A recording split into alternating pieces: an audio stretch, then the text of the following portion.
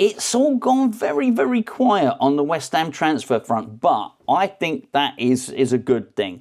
A lot of the normal sources, and particularly the club, they have completely shut down on any information. And do you know what? Whilst it might not be great for videos or anything else, I'm quite pleased about it, because it sort of indicates to me that there is something going on. There's no we tried. Oh, I don't know if you noticed this, by the way. Do you know they're talking about that we tried sort of thing? Arsenal fans are accusing Arsenal of doing exactly the same by making a bid, 60 million, for Ollie Watkins from Aston Villa, in the full knowledge that it would be rejected. And then turning around and saying, well, we've tried for him, or something like that. So they're getting the full Sullivan treatment now. West Ham aren't doing that. West Ham are saying nothing, not saying anything at all. So last night we had the news about Ricardo Pepi, who of course is the PSV Eindhoven striker, the USA international. A little bit more meat on the bone with that. Tried to make some inquiries. Actually spoke with ex-West Ham United employee earlier on as well about it. It's difficult to think that there was any solid bid, and far be it from me to call Fabrizio Romano is information inaccurate. I think there might have been some interest. I think that was it. There was some interest from West Ham. Was it firmed up as a proper bid? I'm not so sure. So it was 25 million euros, which was rejected. And then reports started to come out that we were going to go back with a £35 million Euro bid. At that point, you know it's all nonsense. That's not how West Ham do business. West Ham don't put a £25 million bid in, right? And then within 24 hours, or less than 24 hours, come back and bid 10 million euros more. That's, come on. We don't do that at all. We might bid tuppence more a week later, but we would not do that. So I think a little bit of a shame there, because I'm not going to pretend that I hadn't even heard his name mentioned once, as I said in the earlier video.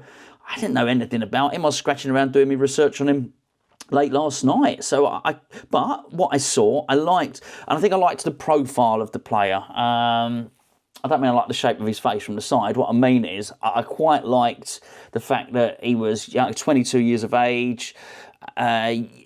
He proved it in a league other than the Premier League, and we were looking at promising talent. There was a lot. I like the way he played. I just thought it was a lot easier to get behind this as a transfer rumour than anything else. Anyway, it appears not to be the case, which brings us on to Evan Ferguson, who by all accounts is the guy. He's the main guy. I mentioned yesterday I didn't believe any of the rumours that Arsenal were interested in him. I didn't believe much of the stuff that was being said about him, truth be known, because I just never thought there was this big queue of clubs lining up to take him. I just thought it was very, very convenient if you watch a regular watcher of the channel, very convenient from Brighton's side to say that he was once a £100 million player, that there were lots of clubs lining up to take him, and that they were going to decide at the end of the transfer window to sell him. They had no bloody choice. He's been injured. They couldn't have sold him at any other point in the transfer window apart from now. And I'm not even sure now he passed the medical. Look, I guess we'll have to wait and see.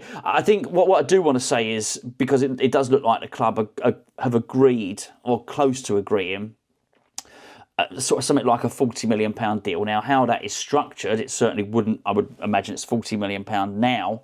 I'd imagine it's a loan, and then that's triggered next season. So we can stagger the payments in the way that the Jean-Claire Todibo deal is being structured, which would seem like a clever way of doing it. I think I've spent so much time maybe saying why I don't want him.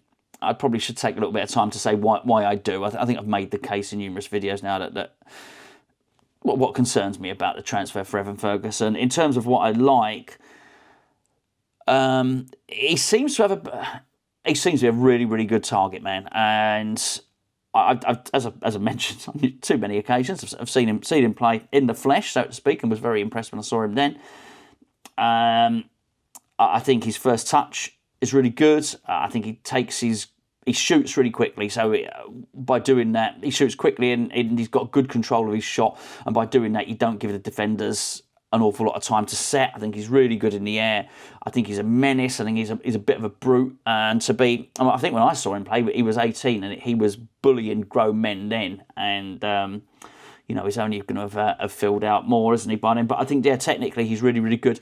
He's a very good striker. If we could in some way guarantee his fitness, or that in some way is reflected in the price that we're going to pay for him, then I'm all for it. I am absolutely all for it. But yeah, the injury stuff does worry me, and if we're gonna, I'd be concerned about overly committing to this player. Which, so for me, as much the same as what Gio was saying, I think that the loan move is the way to go, and then we can look at it and assess it. The risk is there's two risks. There's risks on either one. If we sign him, the risk is we sign him and he breaks down, and we end up with Nicholas Füllkrug, Mikel Antonio, and Evan Ferguson on the injured list, and we're in no better situation. And we do have something of I don't even like to call it a striker curse, because the striker curse indicates that we've had no say in it, that we've been in some way unlucky, that the fortunes have conspired against us. It's something David Moyes used to view everything as if he was detached, as if the composition of his squad had nothing to do with him. And, so yeah, I don't think it would be misfortune. I don't think it's a striker curse. I think we're in the position that we are with a bad history of bringing strikers in, because we're really bloody bad at it, basically. And I don't, so anyway, that's obviously a little bit of a concern there. The other way that obviously fortune could go the other way is we just loan him in. He turns out to be bloody brilliant. Then all of a sudden he's not 40 million, he's 60 million. And then you might find the likes of Arsenal or whoever else is being linked to him, which I didn't believe anyway, because he's a risk. He is a risk, and he is unproven. He is potential, but I do think he has excellent potential. I don't know if you saw Graham Potter's press conference or heard Graham Potter's press conference. Really interesting, actually, really interesting, which is novel in itself, isn't it? So Potter was asked numerous questions, some of which he gets asked every week, and he let it be known to the to the reporter. He said, you were here last week? He said, you asked me this question last week, didn't you? He said, yeah. He said, do you not get bored? Have you not got another question? Which I guess, if you are a reporter, if you are a journalist, you probably should have a secondary line of questioning, shouldn't you? Anyway, he didn't do. But he doesn't sit there and say nothing, and I think that's that's pretty good. So, well, he gave the information that Lucas Paqueta had not trained all week, which is a little bit of a concern. That quite possibly Crescencio Somerville it was still is a doubt for the game against Chelsea. But he was asked about transfers. Now, very much the information that I think has become quite clear and prevalent if you look at the lineage of this particular transfer window, is that we had a number of signings lined up. I'm going to get his name wrong, but Ezekiel Banzuzi, was it Banuzzi? One of the two, certainly was lined up. I think that there's a case to be made that maybe even Brian Brobby was lined up as well. And I think what has happened is, reading between the lines, West Ham were keen to do what West Ham do, which is basically maybe Sullivan will buy a player, maybe someone else will buy a player. We heard that Karen Brady was actually negotiating for Banzuzi. I think what's happened is Potter and to an extent his right hand man Carl McCauley have come in. And they've said, whoa, hold on a second, let's not spend it, let's not do anything just yet. And it seems like, and we were very much told this, that they'd come in and we'd put transfer deals on hold. And I think a case can be made that they've actually pulled the plug on them. And the thing is, I've never subscribed to, some people say, Sullivan, he never spends any money. I've never subscribed to that. We spend money. We really do. What the trouble is, we waste money. Waste it. Calvin Phillips, that cost us £7 million in terms of wages and the loan fee, £7 million. We can waste money, honestly. We spend money like a drunk sailor. We really do. And so I think in many respects, Sullivan is itching. He loves the deal. I think he wants to do a transfer. So I think in many respects, we've seen a big difference now. That has stopped. He's not done any. And actually, the communication lines have stopped as well. So you're not seeing as much information coming through. You're not hearing as many whispers. And that's why I thought it was really interesting when Potter did his press conference today, because he was asked about transfers, and he said, look, he said the board have been the board have been really good. They've been, keen to back us. He said, and his words, go back and watch it. It says on the official website, he said, if anything, it's me. He said, it's us. He said, we've got to be really careful. We've got to get the right people in, the right players in. He said, anyone can go and sign a player. We've got to get the right players in. He said along the lines of a paraphrase here, he said, we've got to be mindful that if we bring the wrong player in now, it could have an impact further down the line. I very much took that to mean that if they waste money now, they're not going to have money to spend next season, so they want to get it right. I think it's not great, but this is the type of sort of cerebral planned thinking that you probably want from the club that maybe stops you buying a Nikola Vlasic or a Maxwell Cornet or, name your player, really. There have been loads and loads of them. I mean, I'd even say Luis Guilherme. Yes, I know he's not had a chance. Absolutely. I know it's not the lad's fault. He could turn out to be a very, very good player, but there was no strategy in signing him. None. No strategy. There was no forward planning. There was no cohesive dialogue between the director of football, Tim Stighton, and the coach, Hunan Lopetegui. There was nothing there, and even beyond that, there was no plan for him to either be loaned out, for him to progress, to go into the academy, or to basically grow him into a first-team player. And I think we've been so bad at this for so long, I sort of don't mind. And it was just quite interesting to hear Potter himself say, I am very aware that people are going to turn around and go, oh, he's just a yes man, he's hiding things for Sullivan. I don't sort of get that impression. I think he's come in, he's come in, and it's the old, if you know the saying, the iron fist in the velvet glove. I think he's wielded quite a lot of power, and I think, despite him being, seem like a quite a friendly guy and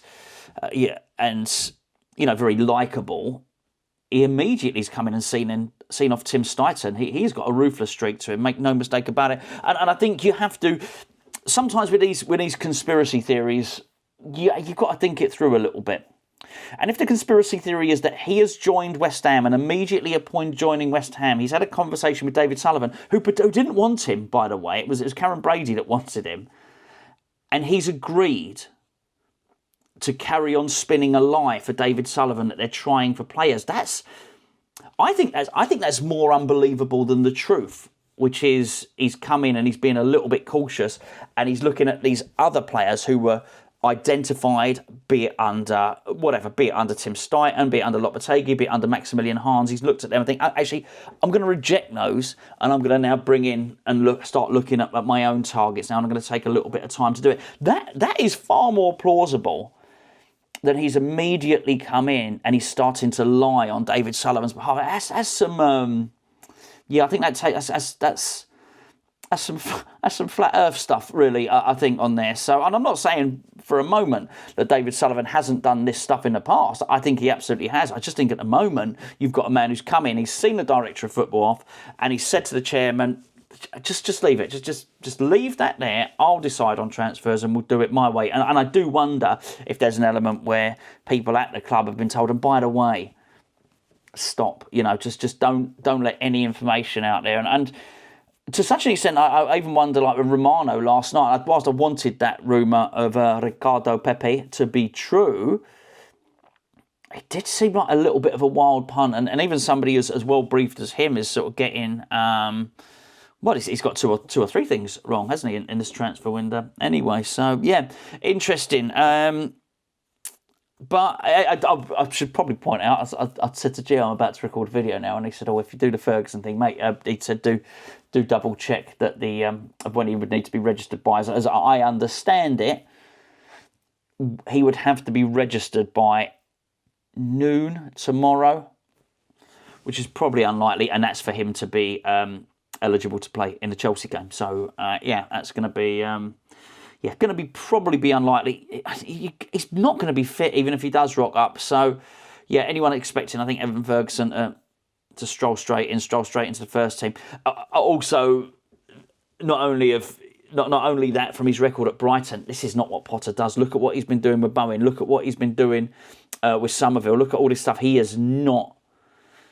He would rather put square pegs in round holes in terms of, playing fullbacks at centre-back, midfielders in attacking positions. He'd rather do that, which he's done to good effect.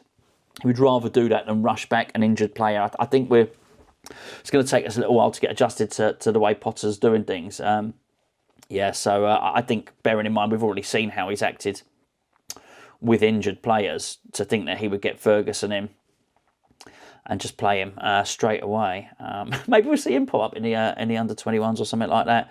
But I think he'll probably ease him back into fitness. So I'm not entirely sure it'll be a transfer for the now. Anyway, I'll catch up with you tomorrow.